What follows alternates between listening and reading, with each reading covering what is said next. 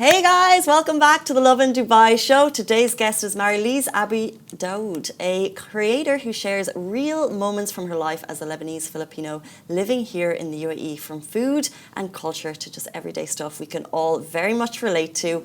Welcome to the show. Thank you so much for having me. First of all, congratulations are in order. Something big, life changes just happened? Yes, I did. I decided to move forward and start my social media career, as in being a real full-time influencer. That's amazing. That's a big move. What inspired you to do that, to take that step? Because you left a full-time job, stable. I would say the opportunities that came with it. I would say, being in the scene at a young age, made me realize, a 9-to-6 job isn't for everyone. Mm-hmm. So I decided to pursue it full-time as of now, but I would definitely love to go back into the real full-time job, hopefully in the future. Well, let's see where this journey takes you. Exactly. We never know. Maybe I'll never go back. Yeah, maybe. People sit so often and they talk about wanting to take that move. You say you've been in the scene for a long time. Yes. Tell us, first of all, can you tell people what you do as a creator? So I'm a social media content creator. If you guys don't know me, I'm, as she said, half Filipino, half Lebanese, born and raised in the United Arab Emirates. I started off my career as very silly comedic jokes, to be honest with you. It was a dare from my dad. He pushed the green light, the button, as to you need to start posting on socials. Really? Wow. Yes. So I was like, you know what? Let me just do it. We never know where it goes. I started tackling on the point of me being a mixed biracial kid, on how I may look Asian, but I do speak Arabic fluently. People did tap onto that topic, and next thing you know I'm here. Wow. Dad making that, because so many people have the issue with parents not wanting to post on social. If that's the case, would you have advice for them if they don't have a dad who's saying go for it? I would say you do it anyways. You never know where it goes. But of course, having a very supportive background did help. I'm so thankful. Both my parents, my dad and my mom, did support this journey. Do you remember the first video that really launched you into the mainstream, or kind of blew up? Yes, it was actually to a trending audio about a pizza. I don't know what it was, but then I just added texts onto the video about oh yeah, I may be Filipino, but the Filipino community doesn't accept me. I may be Lebanese, but the Lebanese community doesn't accept me. But you know what? I'm going to accept myself for who I am. Till everyone started accepting me.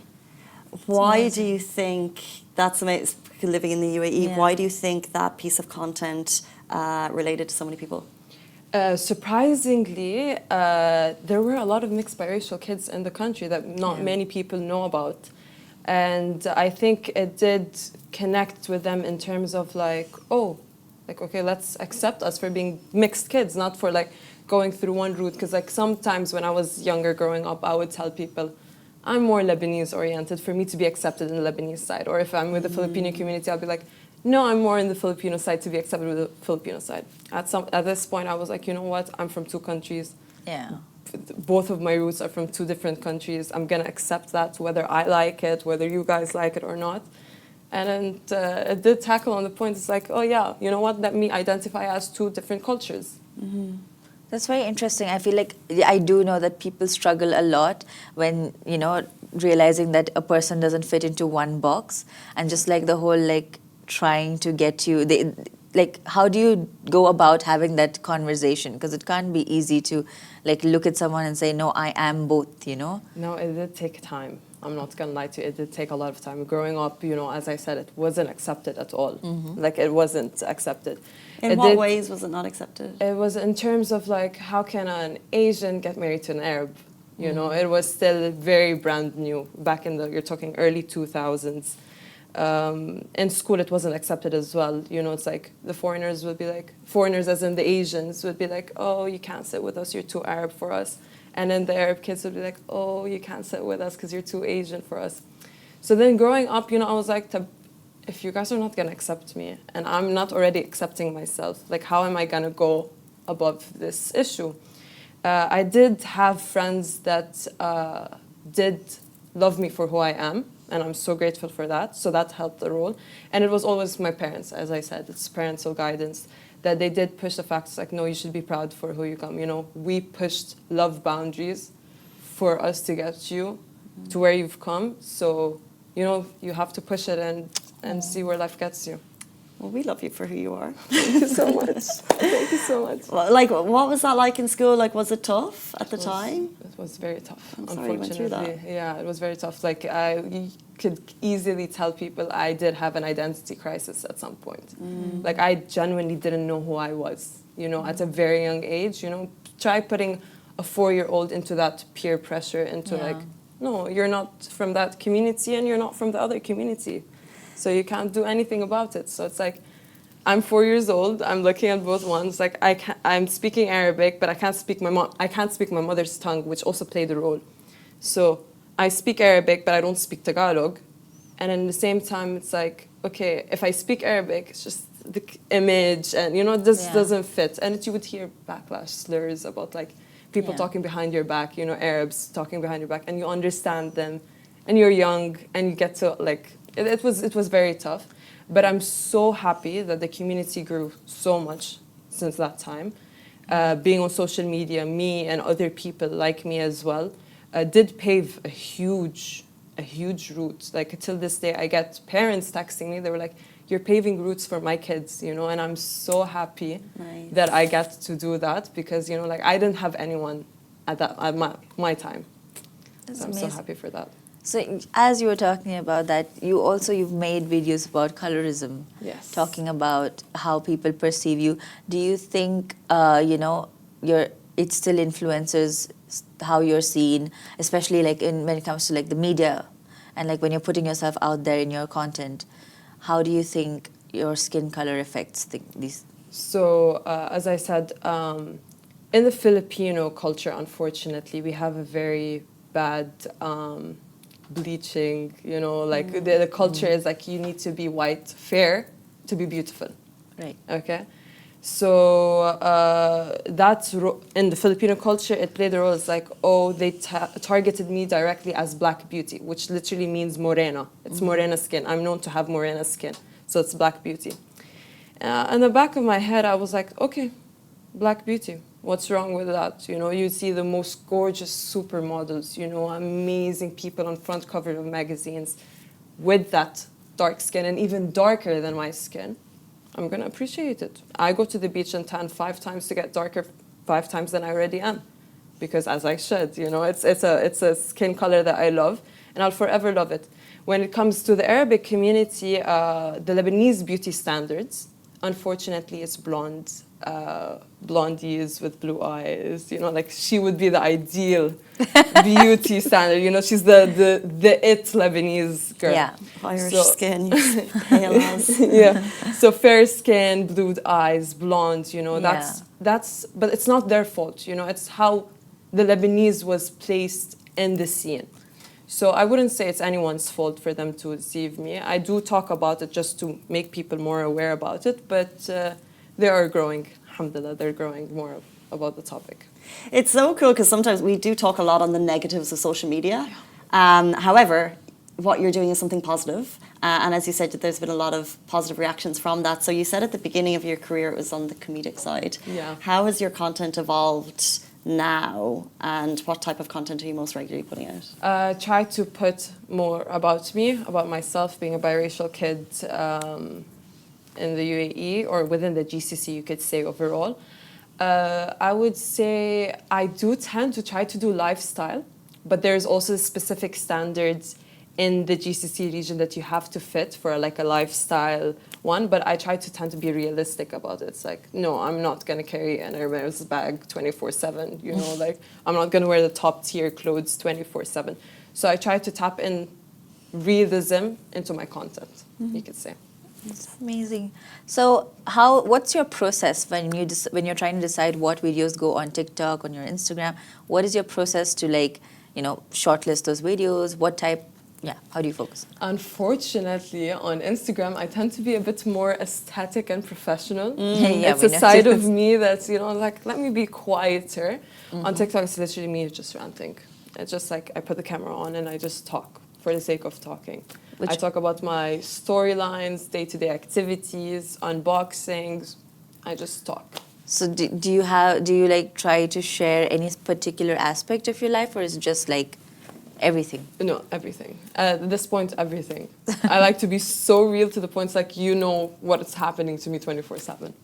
And what is the process for going from, people talk about like in football, you go from amateur to professional. Yeah. You're going from like, I guess, an amateur to a professional content creator. Like, what is the process in terms of if someone wants to do the same path? Like, how do you get noticed by brands? How do you start doing brand deals? I would say it's you connecting with the brand. I think it's like you, first of all, how it would really be seen is you featuring it from time to time, of you genuinely using the product. At the end of the day, I personally don't want to market a product that I genuinely don't use. So when you create a relationship with brand, it just opens millions of doors afterwards. But then you, of course, tend to pick which brand to work with in terms of like, oh, do we meet each other's values or not? And then it goes from there. Amateur to professionalism, I would say it's hard. I'm still trying to get there. Like I'm still trying to reach that standard. It does take time, and it takes consistency. That's the main thing. You need to post every single day, and you need to be your true, authentic self. Do you work 5 days a week or 7 days a week? 7 days a week. 7 days a week, 24 hours. Well, I'm just wondering, so like when it comes to content creation, when would you know that you've like made it? At least like for now, what is your idea of having got their success, I would say? My success factor, I would count it in terms of my voice actually being there and people actually like being at full, like an actual influencer. Like I influence people. That's when I know I'm successful. It's like if I do carry a product and it's sold out the next day, I'm successful. I'm gonna get there soon, hopefully. Well, I can't wait for you to look back on this interview in 10 years and see the growth from there. Before you leave us, we want to play a little game with you. It's called What Gives Marielyze the Ick. We've got this buzzer, so if it's icky, you just go beep. Okay. It's mainly content stuff. Let's see. Yeah. Okay, so should I do the first one? Okay, so what gives you the ick? Posting a TikTok but deleting it because it didn't get enough likes. Is this... Yes, a big ick, because it does play with your algorithm, unfortunately. And it means that you're not true to what you posted in the first place. Have you ever deleted a video? Yes. Guilty is charged, yes, unfortunately. But I did in my early years. Now I just genuinely post for the sake of posting. Seeing someone correcting your pronunciation? No. I have to. Appreciate Yeah, I genuinely, thank you. Thank you Nice so much. growth Why? mindset too. Because, like people do make mistakes, and I think fixing it wouldn't make an issue, Like, why not? Like, no one's perfect. Like, I don't think I speak perfect English, but correct me. No problem. She's down for it, okay. I feel like, yeah, when it's like not the only language you speak, you're a little more open to... Yeah. But I think mistakes are so fine. I would just never correct someone because it's like, who cares? No, it depends on the situation, to be honest with you. If like we're having like a deep conversation, you're like, oh yeah, you said that wrong. Yeah. if it's done as a power Like, move, wait, that's you. an ick. Yeah, that's an ick. Yeah, fair. Okay, next one. A guy who takes mirror selfies. Ooh. I'm not so sure. It depends what type of mirror. Okay. A guy with taking mirror selfies at the gym. Is he sweaty and all, or like how detailed can you get? Oh, okay, just like flexing biceps at the gym. Mirror selfies. Yeah. Like, who are you flexing your biceps to? Okay. What? Oh, no, that's this very common one. Shirtless in the washroom with the towel on. Oh, big egg, big egg. That's the most common one. That's, yeah. I don't know what, like, just go to the gym, do the gym, and leave. Exactly. 50-50 on a first date. Arabic culture, hello? No. No. I mean, later, okay, if it's like the third date, fourth date, I don't mind. Like, I'm not going to be that type of person. But like first date, I love the mix of cultures in this country because it was bring people together who've got like completely conflicting thing, and it's like the relationship's over before it started because you don't agree on these things. Do you think that's a point where both cultures agree upon, like that men have to No, take it? sadly, no. The Filipino culture are the 50-50 type of people, unfortunately. The ones that I know of, I'm not gonna generalize, Yeah. of course, but yeah, sadly, no. I think it does come from my Arabic root. 50-50? No, thank you. I think Western is such a mix. I don't even know what to say, but yeah, I think it's a mix. Mainly not 50-50, but I think there's a 50-50 seeps in. It seeps in. Debatable. We're both looking at each other. It's like debatable. I think we've got time for one more. Okay, so people who say I'm an influencer in their bio. Yeah. Yeah, that's a very big. Like me, I can't even say the words openly. It's like, oh yeah, hi, I'm an influencer. Like I can't even say it properly. It is a big ick because, okay, I'm glad that it's a full-time job. You know, I did take the decision to make it a full-time job. However, let's not revolve your personality around it, because being an influencer is showing your personality. You get me? Like your personality shouldn't be revolved over the fact, oh yeah, I'm an influencer. It's you becoming an influencer was because of your personality, if that makes any sense. Not a little bit icky, not at all. You can watch the full show again on YouTube when it goes live. Marielyze, thank you for your time this morning. Really appreciate getting to know you a little bit better. Likewise. Thank you, Annika. Thank you. And that is the end of the Lovin Dubai show today. We're back with you every single weekday morning, same time, same place. Have a beautiful day. Bye-bye.